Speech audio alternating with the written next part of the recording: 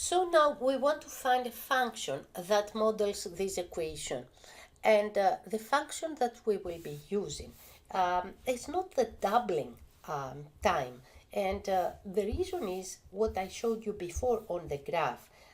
We have a point right here, but we don't know exactly at what point in time the population doubles. This is not an information we have. So this means that it's better if we use the general format for the population growth, that is pt equals to p0 times e to the rt. In this case, this is simpler to use. So the first information that we have is from the first point right here, n is equal to 100. So we know that our initial population is 100. And this means that we can replace the population pt is going to be equal to 100 times e to the rt. Now the second point right here gives us a relation between the p of 2, because the time is 2 here, and we know that the p of 2 is equal to 225. So we can set up the equation p of 2 that is equal to 225, the growth equation, and this will give us 100 times e to the r times 2. And it's easy to simply solve this equation by dividing first of all 100 on both sides of the equation. And 225 divided by 100 will be 2.25. And this is equal to e to the 2r. This is an exponential equation on r, that's our only variable here. So if I take from both sides the logarithm, and let's take the ln, because the power that I have is with base e. So if I take ln of 2.25 right here, this is going to be equal to the 2r. Remember, this is equal to the 2r because I apply the power rule. The 2r comes up here, and I have this multiplied by ln of e, that is nothing else than 1.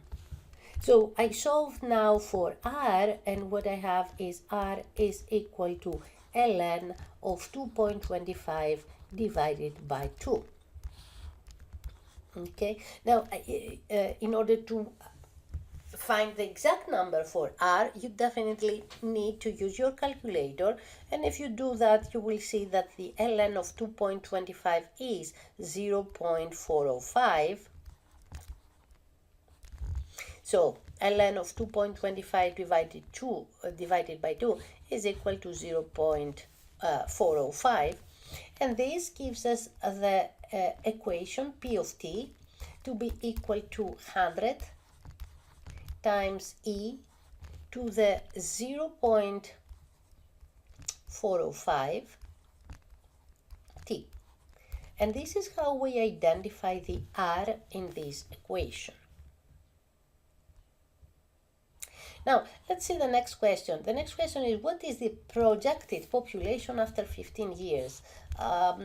Probably because of the exponent that we have here, we need either to estimate or use a calculator to calculate that.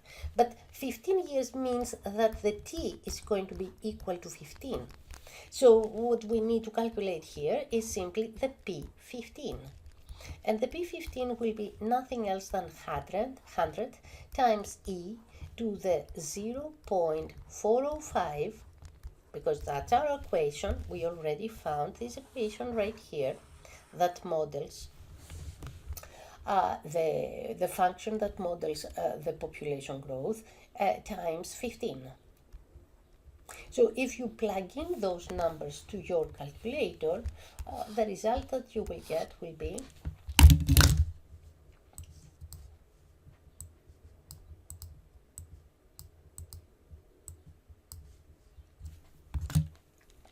equal to 100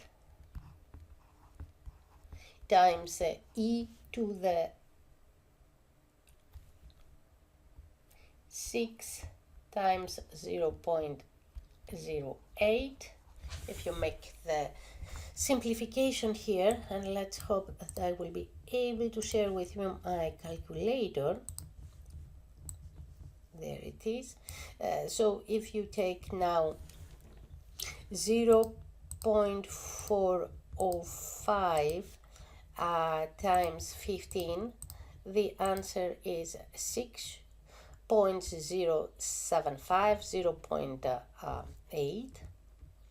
And you can actually calculate that e to this number. So what I need is to find my e here and raise the e to this exponent and multiply this by 100, and the result will be 43,484.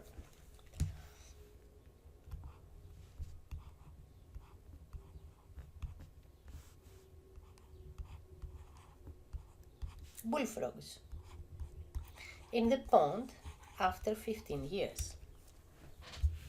Now, I continue with one more calculation. It says here, estimate how long it will take the population to reach 75,000. So I want now to find out the time, what is my t now, when the pt will be equal to 75,000. So I want these to be equal to 75,000. Okay, so remember that the PT is nothing else than 100 times e to the 0.405 times t. So if I simplify my equation, I will have 75,000 divided by 100. So I divide both sides by 100 here to cancel out the 100. That is the coefficient of my power. And I simplify here the zeros. And what I have is 750 is equal to e to the 0.405 t. Okay, and I can solve that by actually taking again the ln from both sides. So I have ln of 750 equals to 0.405 t, and I can divide now both sides by 0.405. So I have ln 750 divided by 0.405 is going to give me the t, the number t. Now, if I want to estimate that, I can definitely use my calculator right here in order to estimate the number that I have. So I get 750. I take the the ln of that, and I divide this number by 0.405 to get my t, and this is around 16.35 years. And it is years because I'm looking into t, and t, the units for t is years. So it's around 16.35 years. So if you're asked to estimate the population, as it says here, you can use a calculator to do that. Some of the problems in our software, they are going to be, they will ask you for that,